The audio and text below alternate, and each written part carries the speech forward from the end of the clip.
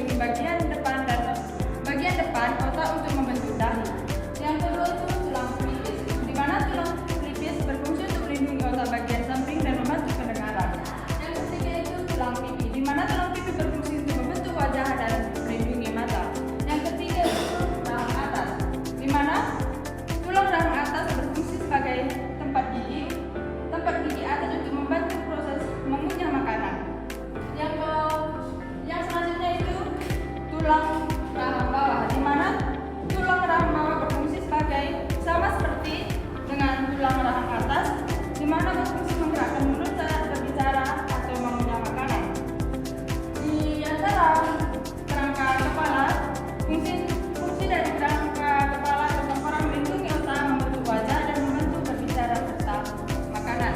Yang kedua yaitu kerangka badan, di mana bagian kerangka badan terdapat dari tulang selangka, di mana tulang selangka berfungsi sebagai menghubungkan tulang dada dengan bahu untuk membantu pergerakan bahu. Yang kedua yaitu tulang belikat, di mana tulang belikat tepat untuk melekatnya otot bahu dan lengan agar tangan bisa bergerak bebas.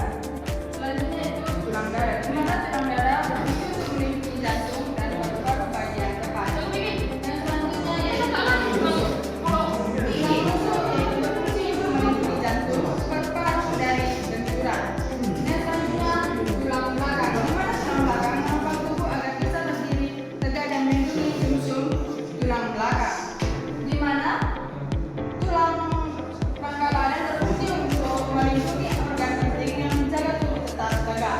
Yang ketiga yaitu kerangka anggota gerak atas atau tangan. Yang pertama itu tulang lengan atas, di mana tulang lengan atas berfungsi untuk membantu mengangkat dan menggerakkan tangan. Yang selanjutnya tulang hasta, di mana tulang hasta berfungsi untuk membantu menekuk dan meluruskan tangan. Yang selanjutnya itu tulang membantu memutar pergelangan tangan, di mana tulang rangka tangan berfungsi untuk membantu aktivitas menulis, membawa barang dan makanan. Yang keempat kerangka pinggul, di mana tulang pinggul kiri dan kanan berfungsi untuk menopang berat badan dan menghubungkan tubuh bagian atas dan bawah. Yang selanjutnya tulang mulut, di mana tulang mulut berfungsi menahan berat badan saat duduk. Yang selanjutnya itu tulang pelangkangan, di mana tulang pelangkangan berfungsi untuk menyokong tulang belakang bagian bawah. Ini semua berfungsi untuk menopang tubuh dan melindungi organ bagian bawah. Yang kelima itu kerangka anggota gerak bawah, yaitu kaki, di mana terdapat tulang paha. Tulang paha berfungsi tulang terkuat menopang berat badan saat berdiri dan berjalan. Tulang tempurung lutut, di mana melindungi sendi lutut dan membantu gerak kaki. Yang selanjutnya itu tulang sering, berfungsi untuk menopang tubuh bagian bawah saat berjalan dan berlari. Yang selanjutnya itu tulang betis, di mana tulang betis berfungsi untuk membantu persimpangan dan pergerakan kaki. Fungsi dari seluruh kerangka anggota gerak bawah atau kaki berfungsi untuk berdiri dan berjalan, berlari dan menjaga keseimbangan tubuh. Sekian yang bisa saya sampaikan penjelasan dari kerangka tubuh manusia.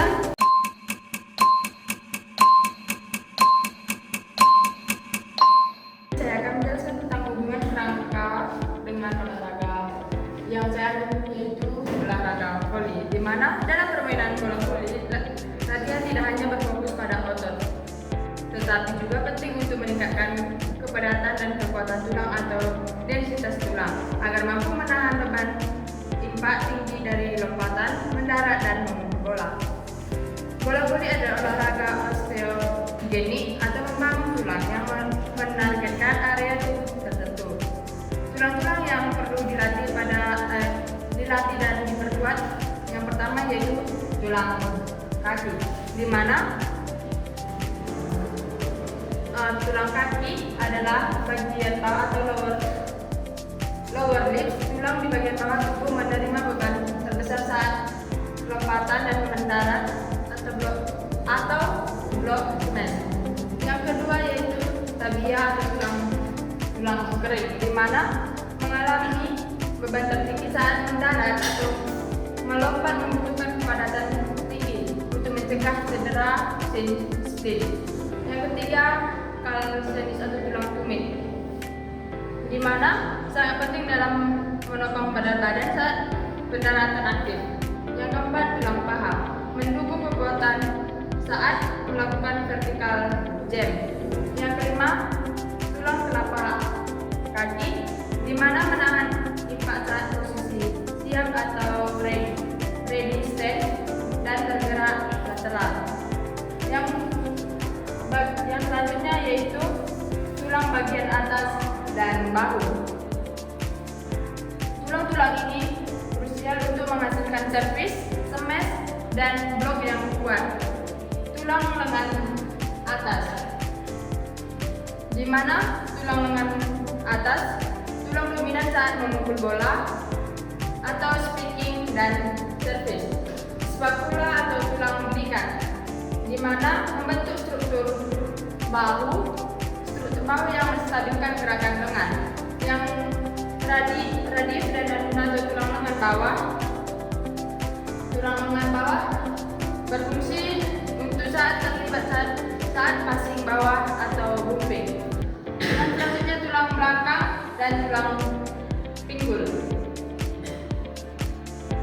di mana tulang belakang dan tulang pinggul berfungsi sebagai diperlukan untuk stabilitas inti atau skor stability saat melakukan switch atau gerakan memutar saat melakukan smash atau passing, di mana pelvis atau tulang pinggul menstabilkan tubuh saat bergerak cepat ke samping atau lateral movement, di mana cara kita melatih kerangka atau melatih tulang saat bermain volley yaitu untuk melatih tulang-tulang tersebut diperlukan latihan yang memberikan tekanan atau beban yang progresif, di mana latihan lompat yaitu jam rope atau lompat tali, box jump, dan lateral jump memperkuat tulang tabia dan kaki. Latihan beban yaitu squat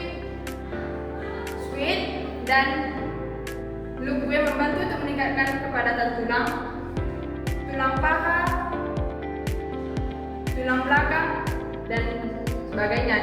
Yang selanjutnya itu latihan tulang bagian atas yang diperlukan yaitu push up dan pull up untuk memperkuat humer tulang bahu.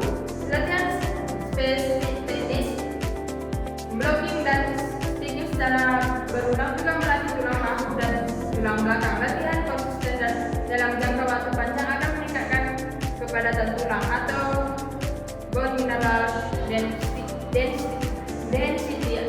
yang mengurangi risiko patah tulang atau cedera sendi. Sekian yang bisa saya sampaikan dari penjelasan tentang kerangka manusia